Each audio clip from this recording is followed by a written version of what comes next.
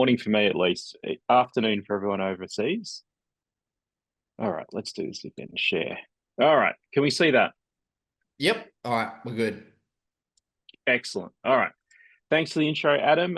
As Adam mentioned, we've been working alongside each other for probably the last 2 years, I'd say, Adam, somewhere around there. It's getting on that, Um, yeah. yeah, I'd say it is. And one of the things I was really keen when I first met Adam and his team was the ability to identify anonymous website visitors. Flowstate is a business, just to give you a quick background, primarily have originated from e-commerce, specifically around marketing automation and CRM systems. So the ability for us to be able to use technology like this to retarget people with email has been a really strong performer for us. It's taken a little while to perfect what we do in conjunction with Adam, and there's been a lot of sort of product recommendations and fixes and all that sort of stuff. But I think we've got it to a point now that it's pretty solid. We're seeing some really good results, which I can share with you guys in a second. And we're also actively helping other agencies to run this as a white label. So I know we'll probably get into that later on, but if that's of interest to you or your business going forward, we're certainly able to provide this service and basically do all the legwork, all the technical work for you. Adam, I'm assuming most people know what the pixel is. Is that correct? Or do I need to sort of go into the nitty gritty? Oh, look, you can go into you can go just do a bit of an overview. I think most people know what the pixel is, but we can go into that. Okay. So, look, for those who don't know what the pixel might do or is capable of doing, is essentially Audience Lab is able to produce a pixel unique for a URL. That then gets placed on a customer's website. So let's just say it's an e-commerce brand in this example. And then what the pixel's able to do is identify anonymous website traffic as it comes through the website. So these are people who, let's say the e-commerce brand's using Klaviyo. These are people who have not already subscribed to the e-commerce brand's newsletter or database. So in essence, what the pixel's able to do is provide net new visitors that the brand has no idea or no relationship with. So at its most simple form, that's what it's able to do. Once we have that data, we can then obviously retarget people. So that's where the kicker comes into it, where we can retarget with both with email and also with ads. Just to be really clear from the top, we're not a media buying business at all. We pass a lot of the data on to ad buying teams who work on behalf of the e-commerce business, but I'll show you in a second sort of how they've been doing it. So we've worked alongside over close to 300 brands now over the past couple of years. Around marketing automation CRM. So we understand the pain points that they're facing as a business, and e-commerce in particular has become a little bit harder in the last couple of years, or last year in particular, post-COVID. People are really reining back their spending. So we know the pain points for e-commerce businesses are largely around a lot of people leaving the website without purchasing. Email platforms like Klaviyo, despite the fact they've got abandoned cart, browse abandoned, all sorts of flows set up, they're not a perfect science. They actually will freely admit that they can't identify everyone and therefore can't retarget everyone. And that's where this service, as we'll see in a second, sort of slots in really nicely. Growing an audience is always a big pain point for businesses that we speak to. They're not sure how to do it. They're getting poor sign-up rates. They've got decline in their audience. And a lot of that does come down to segmentation and how they're managing their email more broadly. But reactivation is a really quick and easy way to get them more audience members who are somewhat warm, I guess you could say. And the other thing is too, once we have the data, they don't really know how to use it, right? So what we help them with is segmentation, as Adam mentioned, how to set up flows that are going to convert the customers into sales and ultimately bring them into the community for that e-commerce brand. So for me, I like to think of it as this. An e-commerce business is already paying for traffic. Let's say it's SEO, paid ads, whatever it might be. They're not capturing leads. For me, that's money left on the table for them. So this is where reactivation can sort of slip in and really help them get more customer acquisition, essentially, and conversion. Now, to date, we've worked in all of the industries you can see below with reactivation. Some of them, or most of them, are still ongoing as well. So travel, e-com, home services, health, wellness, software, or SaaS, recruitment, construction, education, and digital agencies. So, similar to a lot of what Adam does, the use cases are quite broad. For us, we've obviously honed in initially on the e-commerce part of our world, but there's certainly use cases outside of e-commerce as well. So as long as they got a website and a decent amount of traffic, and I know Adam's got a calculator he'll show you in a second, which we can sort of work out what the likely returns will be, it's a really strong system to use.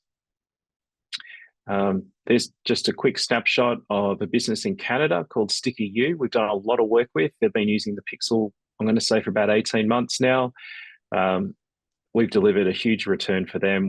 The one I'm most proud of, to be honest, is the AOV on our data was 50% higher than their own traffic or audience, which is huge. They got 102,000 new leads in the first 30 days. I haven't checked that number since. The number would be enormous now because we've obviously been running it for, as I said, about 18 months. Adam, do you want me to keep going? Any questions, any comments? No, you're good, man. I think, yeah, this one's awesome. I love it how you actually were able to increase the average, increase average order value. I'd love to dive into that. I mean, a 21x return on investment is absolutely insane. So you matched up 102,000 leads, new leads in 30 days, yep. Which is awesome. Let me see if there's any questions here, just real quick. Technically with the Pixel, wouldn't it be activation since I'll never activate to begin with? I guess so. I mean, it's still reactivation because they were on the site and then you match them up and then, you're trying to get them again. I'll just look out for any questions. Otherwise we can just keep moving forward. But yeah, I mean, that's freaking sick. How long has these guys been with you?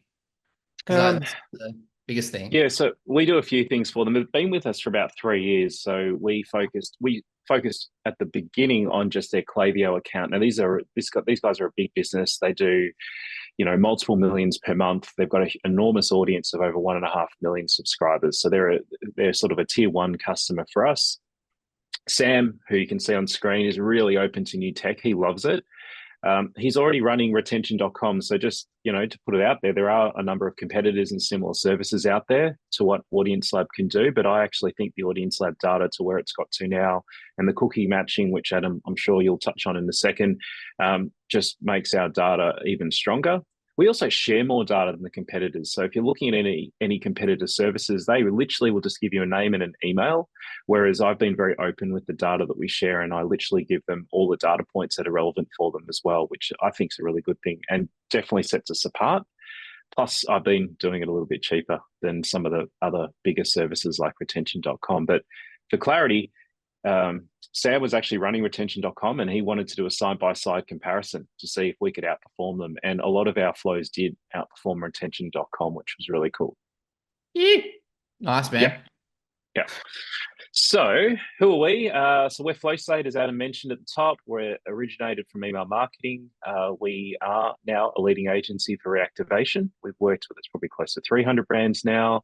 We've made a ton of sales using email and marketing automation, of which reactivation is a key part of that.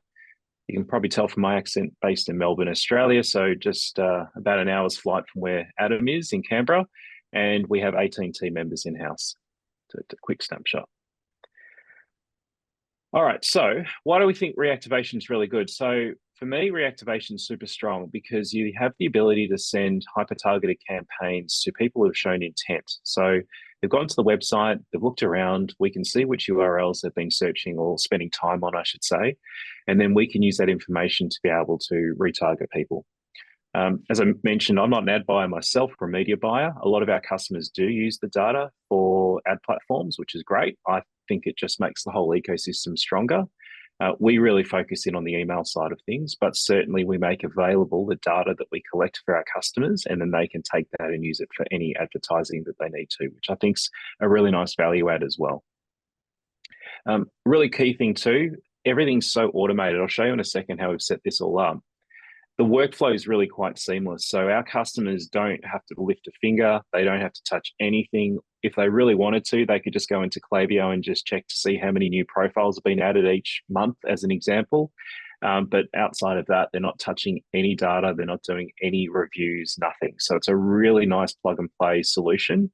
And it's quite sticky too. So, churn's very low. And even from a fulfillment side, yes, there's a bit of work to set up all the tech side, but once you're sort of ready to go and everything's rolling, the fulfillment side's quite straightforward. I think that background's getting darker as we move through. Anyway, So how do we use the data? So let's think we've got an e-commerce brand in the US, and we have got a relationship with them now. Let's say Sticky You, because I've just presented that earlier. So it's pretty simple, really. So the pixel's on their website, and we then will identify any profile that comes through the website. So anyone that's dropped in, we can see it in real time who is arriving. And then obviously through the identity match, we can then have a look through the Audience Lab data to see if we have that particular profile. What we then do is we review the data or that profile, we verify, and we clean them. So what that means is we have a couple of checkpoints to see if that profile's recently been using their email, what URLs they've been visiting. We do segmentation as well. So if we're looking to maybe focus on a particular collection or a particular product, we'll start to break down the URLs. And really importantly, we only provide our customers with net new profiles. So in a second, I'll show you how we set this up, but we basically run a check into Klaviyo to see if that profile already exists. And if they do, we'll obviously kick them out of the workflow, because we don't need to give them anyone they've already got. Our workflows that we make within Klaviyo for their subscriber data will already do that and take care of it. We'll just be looking at any net new profiles that we can add to their audience. The data, once it's cleaned and verified, it's sent instantly to the ESP. We then trigger retargeting flows, and obviously that's where we get some really good engagement and hopefully net new revenue. Any questions on that? I'll show you a practical example in a second, so it will make more sense. All right. What we'll do is we'll keep you going, and then we'll jump to some questions at the end. Drew wants to ask, how accurate are the phones and emails to the actual person on the identity record on average percentage? So we'll go over that. We'll go over how you're matching.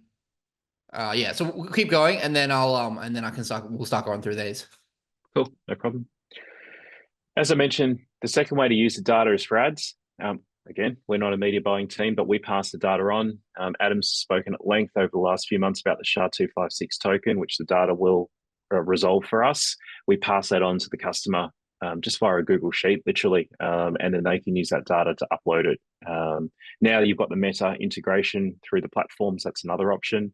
But historically, prior to that being available, we were just providing the data in real time to our customers via a Google Sheet, and they were taking that data and then running ads. So that's a second way that they can use the information, and we've seen really good results with it as well.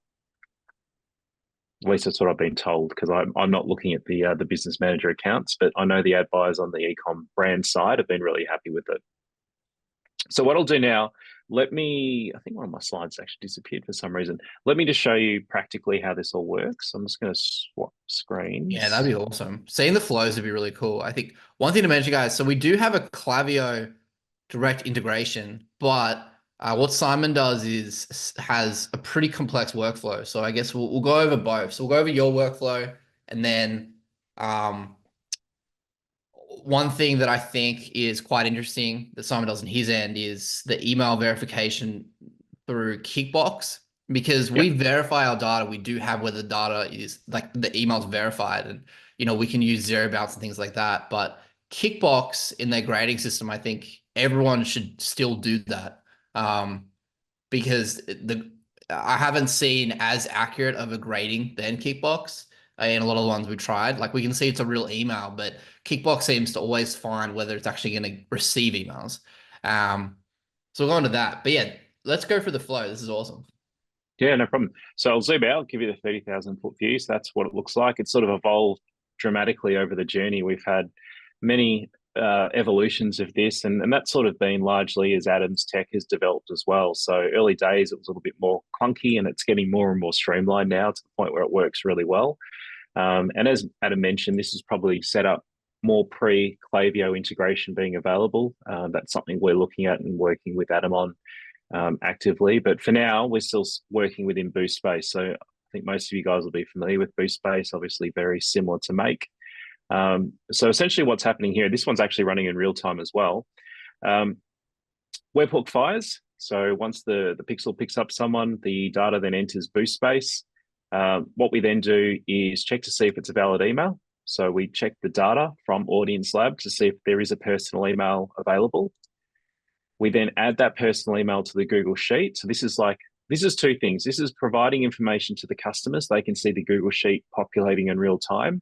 I've actually got some customers who it's almost gamified for them. Think of that Google Sheet and literally a row's getting added every second or so of new data, and they almost watch it like a scoreboard. So that's a little bit extreme, but they have told me they do watch it because I like to see the information coming in. So we also keep that Google Sheet as a backup, as a third backup. So the first round of information will be going through to Klaviyo. So that's like the first point of check. The second one, we can always download the information from the Audience Lab platform directly. That's the second way. And the third way, if all of that fails, we've got a Google Sheet with all the information as well. So we've really like triple protected any information that we've been collecting. Because at the end of the month, and I'll get to the commercials in a second, we're charging our customers based on resolved email, which is a really good model because it's basically pay for performance and it's uncapped. So what happens after that is we then go to Klaviyo. Now, this may not be Klaviyo, it could be any CRM system the customer is using, but what we're actually running here is a query to see if that particular profile exists. So again, we don't want to provide our customer, let's say it's Sticky You, with anyone they've already got. We just want to give them net new profiles. This was also really important for Sticky You because, as I mentioned, they were running retention.com, and retention.com were already providing them with profiles. We didn't want to overlap again. So we basically checked, does Sticky You have an opt-in of this profile? Yes or no? Does retention.com have this same profile? Yes or no? And if it's all no, then we'll obviously place that new profile into their account. So that's what the search profile section is there. Then this does look confusing, but it does work. So if the profile exists, we actually send them to Klaviyo. The whole system was not working unless we did this. So we send them to Klaviyo, but if you guys are familiar, you can't subscribe the same email twice if it already exists in Klaviyo. So what we're doing here is a little trick to say, okay, we know this profile exists. We know they already exist in the newsletter list, but we're still going to try to send it just so this whole scenario continues to work. When we didn't have this, it was glitching out a few times. So we added this in, which basically looks like we're adding a profile that already exists, but we're not, because you can't resubscribe someone who's already there. So this allows the whole boost scenario to continue without glitching out, basically, and just continue to run. So that's if a profile exists. If a profile doesn't exist, this is where we then go to Kickbox. We then run verification on the personal email. We will declare it a valid email if the result of the Kickbox analysis is deliverable email, it's not a disposable email, and it's got a Sendex score of over 75. Now, I'd like to probably think, Adam, with the cookie matching that I think you've just launched, we probably could almost get to the point where we don't need this as much, but prior to that being available, it was always a good thing to have this, have it as a check just to ensure deliverability. Yeah, I still think, I mean, it's really, like, we did a workshop last week based on, if you guys saw that, deterministic matching versus probabilistic matching. So you got cookie matching versus like things like IP matching. Now, the cookie-based matching, I would say, if you're doing something where it's like every single lead needs to be, like, let's say have a small business and, they basically, they just want to focus on making sure they don't match anybody that is not their exact customer. That's where you want to focus, cookie-based matching. Whereas like IPs, still layering that on, the probabilistic, you get matches that the cookies would have missed out on. So when you lay them together, you get a pretty consistent match rate of like 40% plus. And then if you're setting reactivation flows like this, you're still going to manage to, or you're still going to hit really good KPIs. You can have every chance of getting the right customer. But if you're doing something where it's like you have customers contacting the data and, like one wrong lead or anything like that is going to have them be upset, or it's going to kind of hurt the relationship, that's where you can focus more on cookie-based matches. So at the moment, I believe you guys get both cookie and IP, which are scored. So I mean, if you actually if you just run one now, I believe it's already it's already coming through. If you just want to run an existing lead. Yeah, I'm just doing it now. And then just to use existing data. Yeah. See if it goes. And then it should, I believe we have pushed it through, but we're still adding some stuff in, is we have basically how it's tagged. Here we go. You can see, yeah, you can see, so let me see if it's pushed through. There we go. So you got what's called resolution type down the bottom. Where you're looking? Oh yeah, IP. Yep. Yeah. So we've got either IP or cookie. Now, if you are doing email reactivation, I find it's best to layer them. What you're doing right now, Simon, I think I wouldn't change it much because then you've got the best possible chance of being able to get your ideal customer. Because I find that probabilistic still gets people that deterministic couldn't find because it has to be like exact match in so many factors. But if you're worried about any inaccuracy and you're doing something with like, calling or something like that, and you have clients that are going to be using the data. So anything where it's like client facing and you're really just licensing the pixel, then you can just match based on cookies. But I definitely think it's best to do both. We are going to be doing some stuff with distribution percentage, which I discussed in the last session. But at the moment, it's pretty much dialed into the point where it's like you're going to get the best possible probabilistic match based on the distribution percentage we discussed last time. But we are going to make it so you can start exploring to see how you can start, adjusting that to get the sweet spot. But right now I'd say it's pretty bang on. So yeah, I mean, I would say it's best to layer both.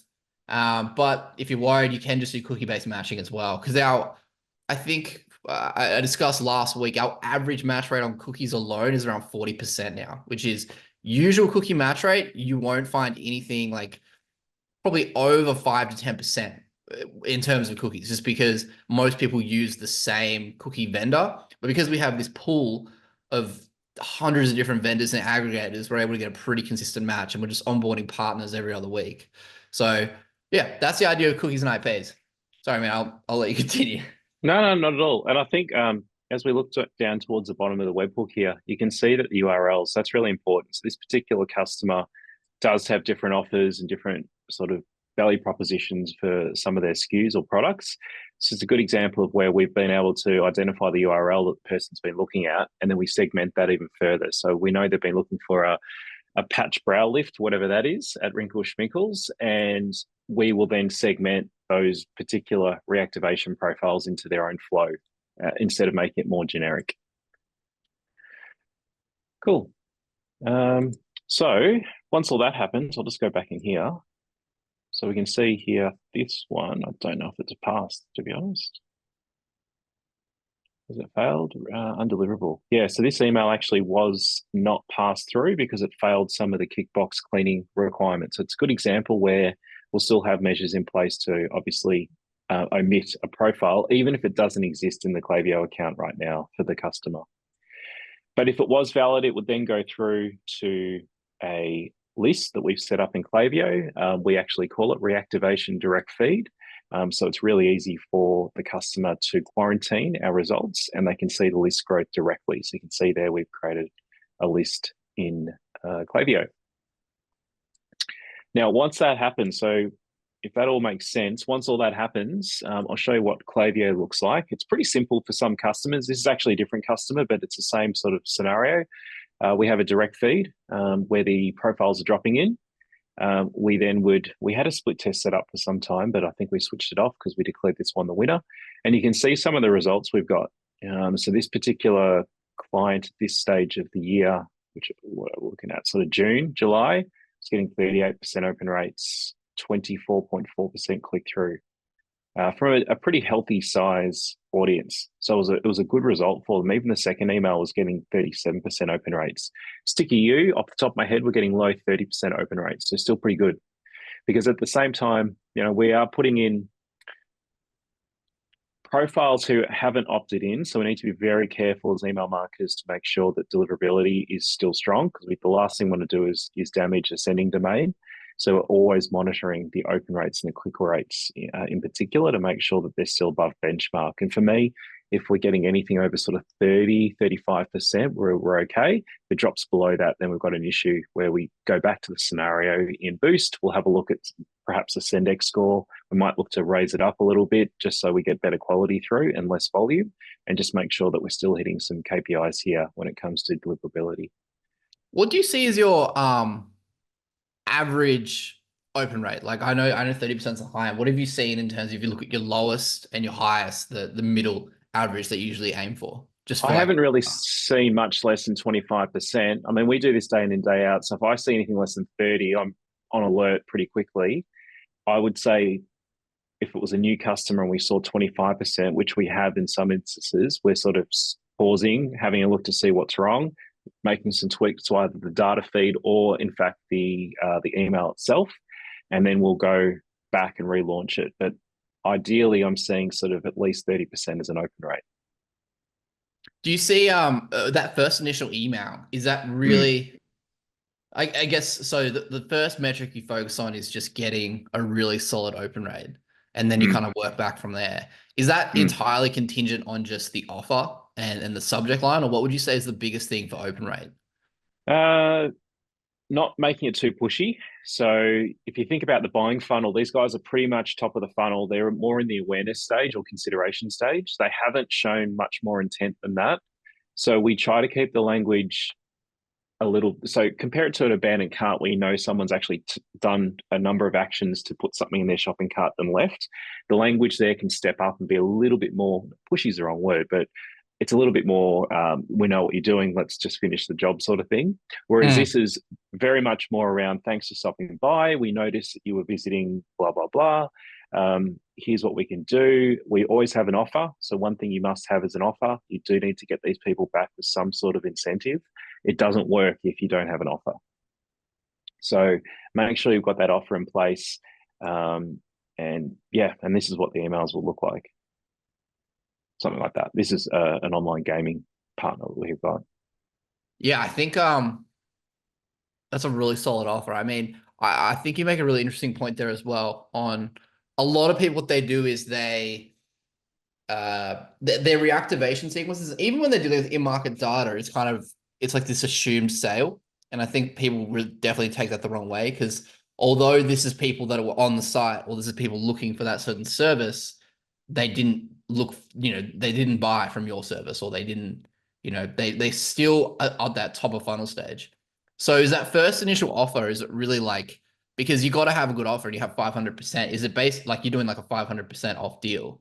Is it just, like how do you segue into that where you're giving them an offer? Are you acknowledging that they were on the site and they left, and that's why you're giving them the deal? Yeah, that's why I use pretty much consistently for all of the emails we do for our customers. It's something around thanks for stopping by. Now, the language might change subtly depending on the tone of voice for the customer, but by and large, it's thanks for stopping by. So it's an acknowledgement they've been there, but it's not too pushy. We talk a little bit about the value that the business can add to that particular profile, depending on what they're selling. And then there's always an offer. Now, with the offer too, we work with the customer to make sure that the offer is always slightly better than what they can get if they just go through to the website. So for example, if you go to an e-com store, you get the sign up form pop up, you get 20% off your first order. We always make sure that our offer is slightly better, e.g. 21, 22%, right? So we can actually say, here's the offer. It's the best offer that you're going to get if you want to come back and shop with us, and it's valid for the next, 48, 72 hours, whatever it might be. So we try to make it time sensitive as well. Interesting. So you literally just one up other offers. Like it's not anything complex. Like if you're trying to figure out the best offer, it's just, all right, well, whatever. It's basically like more of a discount than competitors.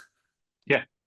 Even if it's $1 or 1% or whatever it is, as long as it allows you to stand by that number and say, this is the best offer that you're going to get, then we're comfortable. And we don't use exact language like that. We make it more subtle, but yeah, as long as it is that little bit better, then we can promote that in the email. I like it. Have you ever, like, what if you're dealing with a client that doesn't want to do some kind of insane coupon or something like that? Have you ever had a client that you deal with that and they're like, can we do, I don't know, like, have you ever had any experience with that where a client doesn't want to do any discounts? Yeah, look, we've got some customers that don't want to do it, and that's okay too. look, their campaign, we tell them from the outset, probably won't be as strong as one that would have an offer. But most e-com businesses now, I'd say at least 90% will have some form of incentive to sign up on their website. So we're just using that as a starting point. Let's say it's 10% off. We're then going to offer 15 or 12% even, like whatever it is that is just slightly better than what the public sign-up rate would be. Yeah, because I think I know there's a lot of people here doing like high ticket kind of stuff. So it's more so like rebooking the appointment. So I think in that circumstance, it would be kind of just giving away something free, giving something of value, and maybe get them to like a Facebook group or a school or something. Absolutely, or a free workshop, a free audit, some sort of lead magnet, whatever it might be. Definitely, yeah, that would work for sure. And are you with so this initial one? Because remember we used to do it where you would send the email, get them to re-opt in, and then put them on that different sequence. Whereas now what you're doing is you're literally just sending them the offer straight away. Are you sending this to virtually anyone, or are you only sending this to people that have hit add to cart or something deeper? So for this particular customer, so we worked through the process or the strategy with the customer. For this customer, we were sending to anyone who'd been to the site that wasn't already an existing subscriber. So that was what we agreed upon. Some customers will want to drill down a little bit further based on URL or actions that's been taken. And that's when we look to segment the data a little bit further. Interesting. Yeah. Okay. Yeah. Because a lot of people like only focus on add to carts, but do you find that you do it's a different kind of sophistication level in terms of you have your one of people that landed on the website and just didn't purchase, but then you have more of a direct offer for people that added to cart and they didn't purchase? Like, is that one basically like, hey, you still got stuff in your cart and you don't really have a big offer there? Yeah. Look, that definitely does work because I think you can be more targeted with your language, and we've seen that. So when people actually get to a cart page or perhaps have viewed multiple products in a short period of time, then we know their intent's a bit stronger. So then the flow or the template that we'll set up for them will be, you know, designed accordingly or scripted accordingly because we know their intention's stronger. Got you. That makes sense. Okay. Yeah, this is super solid. Does anyone have any questions on this flow? Because this is where you want to ask it. Because a lot of people were saying, you're sending different messages based on the page they visited. So yeah, I guess the answer is yes. So I think in terms of easy wins, you would start off closest to the bottom of funnel where it's like, okay, this is people that initiated checkout, or this is people that add to cart and didn't purchase. Then you can kind of go back and then you can get a little bit more, I guess the further up you go on the funnel, the more hard hitting the offer needs to be, right? Like it needs to really just cut through. Absolutely. And this is a good example. So I've just quickly pasted the URL that I could see here in the webhook. So we know, even though Michelle didn't ultimately go through the Klaviyo account, we knew the URL that she was on. So if you wanted to, and we've definitely done this with customers, is we'll take this particular product and there'd be a separate flow all based around this. So we'd be talking about an offer for this product only. You can see here they get 15% off the first order. So we actually have 20%, I think it is, for Wrinkle Schminkles for reactivation. So our offer is stronger than anything they can get on the site. And yeah, so this is how we would segment the data and talk more directly about this. And then to ensure you're not sending this to existing customers, that's just flows that you create inside of Klaviyo where it checks that segment. So we would do the check here at this point. Gotcha. So just make sure it's no one inside the database. Correct. No one who's already within Klaviyo as an opted-in subscriber already. Again, because we have some confidence, at least in most cases, that that profile will be identified by Klaviyo and there'd be a browser abandoned flow or an added to cart flow that would trigger. Not a perfect science, as I noted earlier, but most often Klaviyo should take care of those profiles. Got you. Okay. And then someone said, how do you make sure you're CAN spam compliant? So this one, if you're living in the US, which, all of this is just US data, with CAN spam, the biggest thing is just providing an opt-out and then basically presenting the reason for reaching out. So because these are pretty commercial flows, like it doesn't look like this is somebody trying to contact them personally. It's clearly a brand. That's a way better way to do it. A lot of people try to be sly with it and they're like, oh, okay, well, I'll make it look like it's not an automation or something like that. And that's probably the way to not go about it. So yeah, it is CAN spam compliant. You just have to, one, provide an opt-out. You have to state who you are, where they came from. And then I just keep things very professional, I guess the best way to say it. Don't try to seem slick and seem like, they're already in your database. Don't try to sound like a human. It's an automation, just acknowledge that. And I think that's the best way to go. Because a lot of people, I think what they do, particularly with like SMS stuff, but it could be a little bit different, is they'll approach it like it's not an automation. And that's where people get a bit annoyed. Like, who are you? How'd you get my number? But what we find is that when you use like a very professional approach, you have it well branded, you have a good looking flow, a lot of people just assume maybe they must have put their details in, honestly. If it's timely, they're on the site, they get an email saying, oh, I can get a discount. They kind of look at it as like, oh, I must have, when I submitted cookies or something like that. So they're not too put off by it. But you'll get way less complaints. Actually, I'd love to know that. What's your spam complaint percentage? That's a really good question. We do monitor it. I've got a separate team that look after this internally. I'd have to ask them, but I mean, they only flag it with me if there's any concerns. I haven't been flagged for months about any issues around spam complaints. Obviously, we're watching the deliverability data and the engagement data really closely. I'd have to come back to you on that. You put me on the spot with that one. I should have been prepared. No, you're good. No, it's good to know. I think the biggest thing really, if we're looking at like how people could do this, is just it's promotional emails. Like, don't try and make it where you're coming in personal. Just make it where it's a promotional email. Acknowledge that it's an automated offer. You don't have to say automated, but I think it's just looking professional, providing an opt out, because that way you're going to get far less complaints, because then they'll just click opt out and it's fine. Whereas like if you come in like, it's an actual human messaging them and just invading their privacy, that's when people get a bit annoyed. Yeah, so, and I've always, and maybe you told me this way back in the day, Adam, but I've always worked on this, on the proviso that you clearly present the business as you said, you clearly tell them how you can help, so the value you can add them. You list all the business details in the footer, phone numbers, addresses, to show that you are a real business, and you give them an opportunity to opt out. So if you do all of those things, you are largely compliant. You are compliant for sending that email. Yeah. Any other questions? So it's no different to cold email. If you're doing B2B cold email outreach, right? It's the same thing. Yeah. Well, B2B cold it's completely different. But this is e-com and consumers, so it's a different mindset. Have you ever done? You're mostly focused on e-com with Flowstate, but you've never done anything like B2B with a pixel as well in terms of reactivation?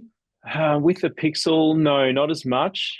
We've had a couple of customers who've been interested in it, but just given our background and our stable of brands, it's always sort of leaned towards e-com. It would absolutely work for cold email. We do cold email for ourselves and a lot of customers separately, not with the Pixel, but I could only see this working really well, just given that we've obviously got all the business details. And we could easily put that through Smart Lead, which is what we use, and we could put that through Smart Lead for cold email campaigns. Yeah, biggest thing with the B2B is you could probably go a bit more direct then. And then you could say, hey, this is blah, blah, blah from XYZ company. Wonder if we can catch up next week. I saw you looking at XYZ. Like that would actually work quite well because it's B2B. But when you're getting to B2C and you're doing things where people are, on e-com sites and things like that, it's best to just state the exact reason why you're reaching out and just make it as professional as possible. Agree. Eric W asks, if you add the pixel to multiple pages and then different flows based on page, do you charge them for one record only? So Eric, what you can do is you can just put the pixel on the domain and then it looks at all the pages. You don't have to have a pixel per page. That's when it's going to get very confusing. So if you just install the pixel on the domain, so you put it in the header of the website, then you can see the path coming through from every single page, and then you can segment accordingly. In terms of like how you charge your customer, you would only charge your customer for new emails that they didn't have already. So it doesn't really matter if they go through multiple pages. It's not like you're charging them each time. You only charge on like the new emails collected. So this is your how you usually charge clients, if I'm correct. Cool. Yeah, so we do a bit of so during onboarding, we will ask them sort of traffic. We would then obviously place a pixel, do all that work that you just mentioned. Generally speaking, if they've got a big amount of traffic, they're perhaps going to be on the lower end of the result per result email, as you can see here. If they've got slightly less traffic, we'll obviously charge them a little bit more. You do need to evaluate just sort of where you think they'll be. Because when you sort of forecast out sort of 50% of web traffic can be identified, and then you'll clean out some emails, some will be existing subscribers, you can sort of run a forecast, which I know you've got a calculator here, so I'll look at it in a second, but the numbers will add up pretty quickly because a lot of these websites are getting a big amount of traffic, and literally every time someone lands on that website that's a net new profile, that's 30-40% in your pocket. Or sorry, 30 or 40 cents in your pocket. Yeah, that's killer. And the more and what's cool is once you have that back end plugged up, the client's going to spend more on ads because they are like, okay, well, I'm actually making an extra, I don't know, 100K, an extra like 50K a month, and they're going to probably double the traffic because why wouldn't they? Which means you make more and the client makes more, which is such a beautiful model. I wanted to this is amazing, by the way, dude. Thank you. I just want to does anyone have any questions specifically on pricing in terms of like you've tried to price out reactivation services, and then we'll jump to a little bit fulfillment, but I wanted to give like a quick thing to see if anyone has any questions on that, because then we'll jump to a bit of forecasting we created for you guys and show you how to do this. Anyone? No? Okay. This is the first time. I would thought that would have been flooded. Oh, wait. So you charge by email. Yeah. So you can, yeah, charge by email, even if they don't purchase. That's exactly it. And you can actually do a tryout as well. So you can charge per, like, I don't do it as matched. Like you can charge by matched email, contacted email. You can charge by email that re-opted in, and you can even charge by recovered as well. So the safest way is just start with charging per email. So per email that's been matched, cleaned, and contacted. And that way it's like a really, really simple, easy pricing. It's really easy to calculate. And then, yeah, you just charge a $2,000 setup fee. So draft info should be additional, I would assume. Yeah. So what I would recommend is if you're like, a lot of people are just charging for the pixel, right? So they're just like, all right, $500, $1,000 a month. And they just license the pixel to a client, and you just do it like a set fee, like 100,000 matches. You do it for like $1,000 a month, right? Which is virtually undercutting the competition. Now, if you're doing that, the client's fine, everything's good. What's going to happen though is the client is probably not going to stay with you, because unless they have a really solid back end and they know how to use that data, which they probably don't, they're probably going to stay 1 or 2 months and be like, hey, I'm not making money on this. They're going to leave, right? Unless they know what they're doing. So that's when you need to think about, like, how do you help this client actually make money? Because we get the data, but how do you help the client actually convert that data into revenue? Now, sometimes you have clients that have been using this before, you put it on and that's it. You don't have to do anything with it. But for those of you that need that reactivation service, we've actually been working with Simon. He's got a whole team that he's put together. And I believe we've set up an offer just for AL members, which is pretty sweet. So we'll go through that in terms of if you guys wanted to white label Simon's service, where you guys want him to do the flows, you want him to have his team essentially manage everything that you can easily bolt on to your existing services of clients to make it sweeter. This is essentially what we have here. So it's, 25 cents per. So that's resolved and sent email, right? And then essentially Simon's waiving the setup fee, which is friggin' insane. Yeah. So if you think about it for anyone, I can't see anyone watching, but for anyone looking at this and considering it, the opportunity there for you is sort of 15 cents. If you're charging 40 and the cost is 25 cents for us to do it as a white label, it's sort of 15 cents in your pocket for really nothing, for no work, right? No fulfillment whatsoever. Again, the beautiful thing is, and I love it at the end of the month, and we do all of our audits of each of our accounts, we can see how many thousand emails have gone through into Klaviyo, and then we multiply that out by, whatever it is, 30 cents, 40 cents per email. So it starts to add up pretty quickly. Oh, yeah. So I actually put together a calculator, small forecast. So if you can, let me just take back screen sharing. I've got it here. Do you want me to? I've got it open if you want. And here we go. Reclaim host.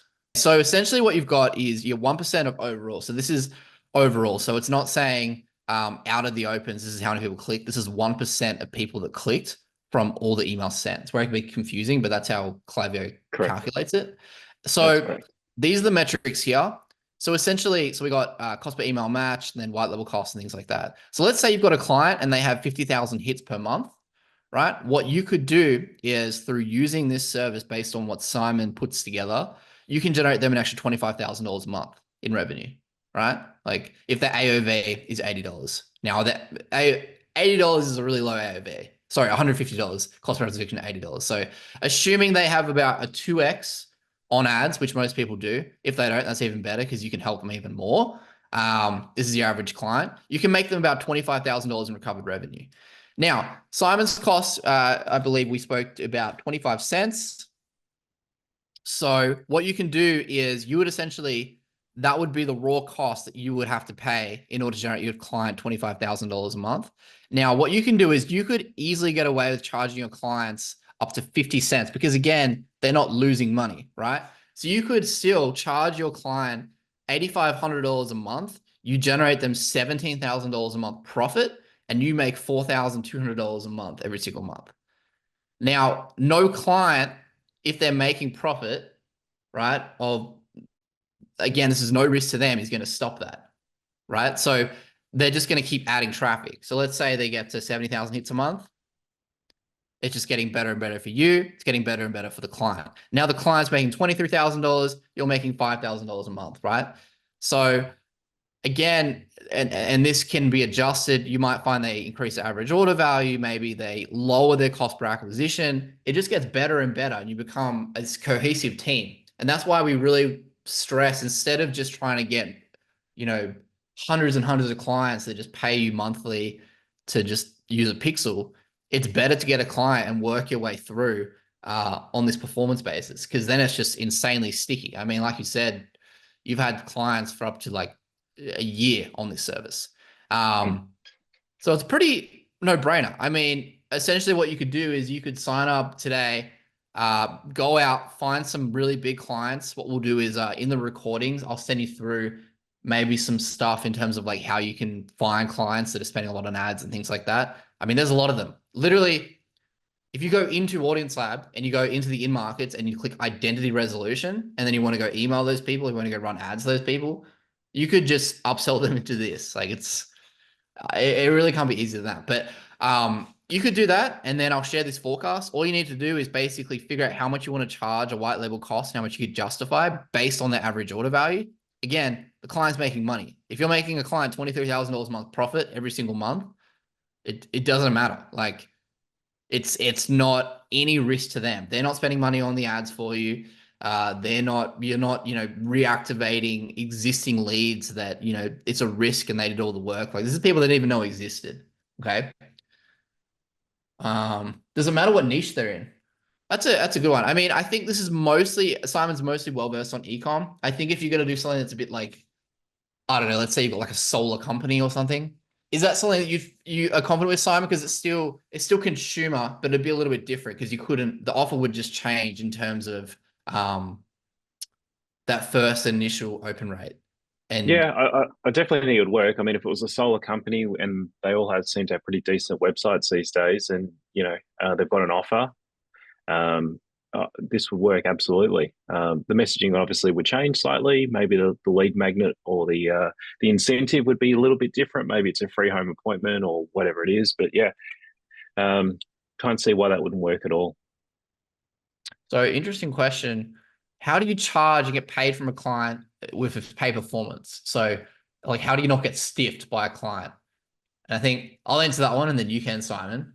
If you're making the client money, they're not going to stiff you. I mean, they're not, because you'll just stop everything. They'll be like, oh, well, that's like an extra like 30% increase in revenue I was getting per month that I don't have anymore. So I don't know. I mean, I don't think you will run into that issue, but Simon, have you ever had an issue where a client's like, oh, I'm just not going to pay this invoice? Or No, not today, touch wood, thankfully. We have been charging a setup fee as well. So we only accept Stripe. So I've got all their payment details on file if it ever got to that point, but I've never had to forcibly, for want of a better word, run a payment through Stripe because they refuse to pay. That's never happened, ever. He's never had to send people after anyone. Nah, never. Um, Not at all. And as you said, you just turn the tap off. If they're not going to pay, you just turn the tap off, and they're missing out on, thousands of new leads essentially per month, which they're not going to do. yeah, yeah. Question essentially we deploy. Yeah, so essentially what we could do is, I mean, if you're a current like AL customer, we're just gonna waive the setup fee. So you can just get started and it would just be 25 cents per managed email, basically, is how it works out to Yeah. be. So Simon would be handling the messaging, the cleaning, the segmenting. All you have to do is basically get a client and then send them over, and then you can roll. I mean, if you really want to scale your agency and you really want to dive into the pixel stuff, this is just a no-brainer. I think as well, you'd want to stack the service. So if you came in, you upsold a client, maybe you have like 3 clients, and then you're growing them consistently. So it's almost like an investment where it's compounding because they're getting better results, they're making money, they're spending more on ads.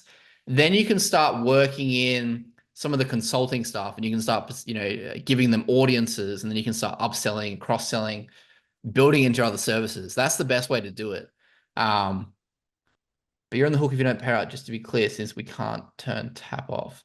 I don't think you're going to run into an issue where they can't pay. And if you are really worried, you could just have them prepay for a set amount. But I mean, like when you get started, I think if you just have it in, and you could even do, I mean, if you really wanted to, you could even do like weekly billing. You could even do daily billing, depends on the merchant. Some merchants don't really like you doing daily billing, but I don't think you're going to run into that issue where they're just not going to pay unless they're a really dodgy client. But you should see that before you put the pixel on. You'll be able to, like, maybe if like all their traffic's coming from like India or something, then you can see like, okay, this probably wouldn't work, but I don't think you run into the issue. I would actually recommend that if anyone's considering it, that you do charge a small setup fee to your customer, even though we're not going to be charging you.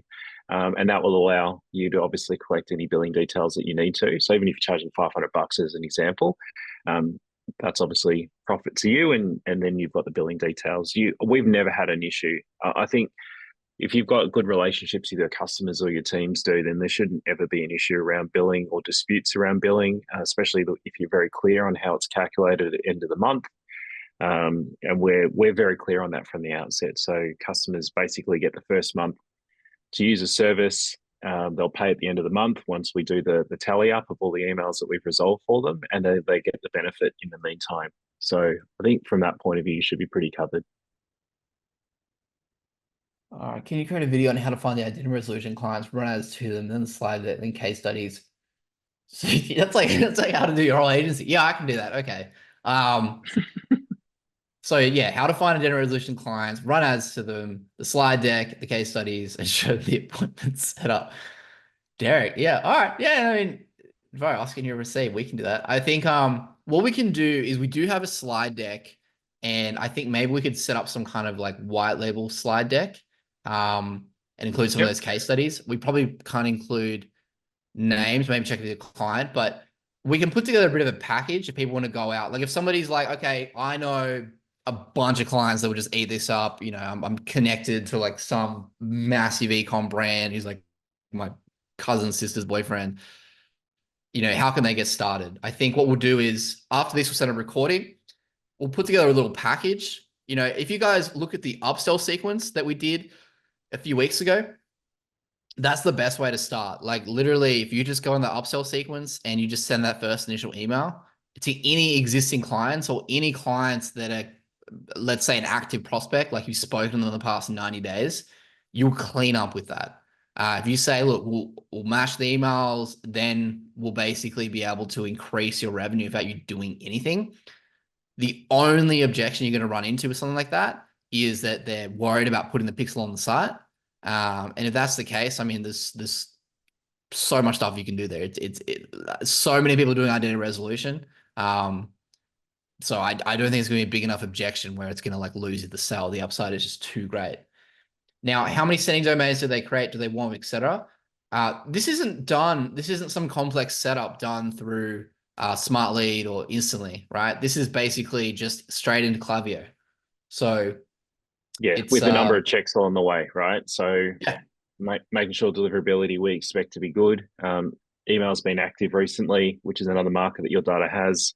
And then obviously watching, especially for the first few weeks, watching those flow metrics daily, if not multiple times a day, just to make sure that you aren't damaging the domain. So it's a good point, and it's one that we watch really closely.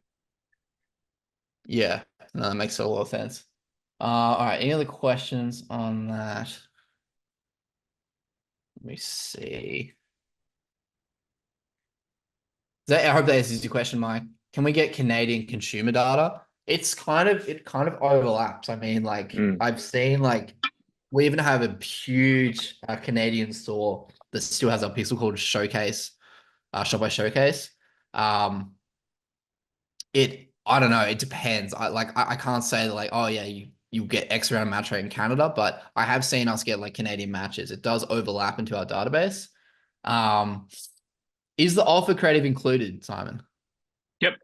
Everything that I showed you from Boost Space to the Flow in Klaviyo or whatever they might be using, Active Campaign or MailChimp, whatever. It doesn't matter what ESP they're using. It's all included, template, scripting, the whole lot. Literally, the job for you guys would be to, if you think it's value to your customer, would be to sell it in at whatever rate you can sell it for. The more the better. Good luck to you.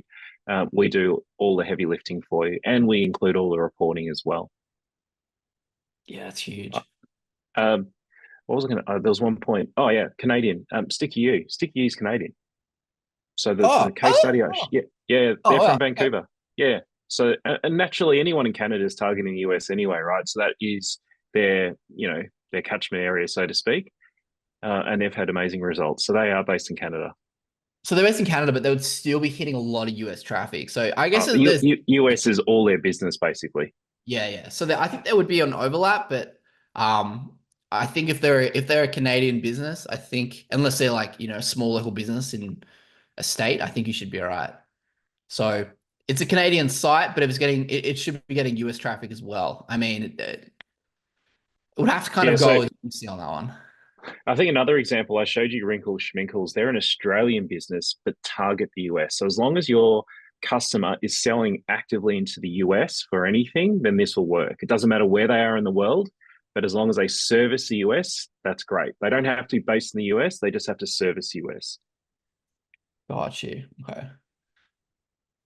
Excellent.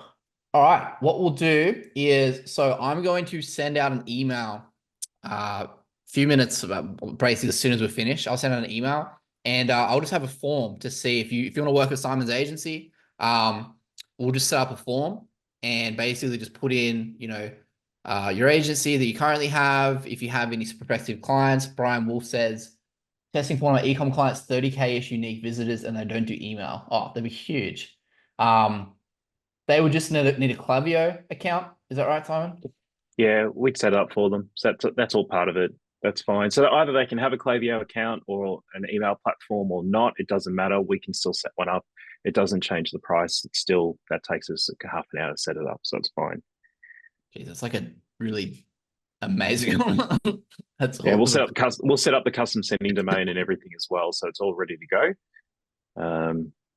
Damn. Yeah, it's designed to be hands off for you guys. Like, these are the best relationships I know. I've got some of my own on when I'm in your shoes, and I don't want to have to touch fulfillment, but I've been able to bring, a customer across to a white label partner of mine. So yeah, totally get it.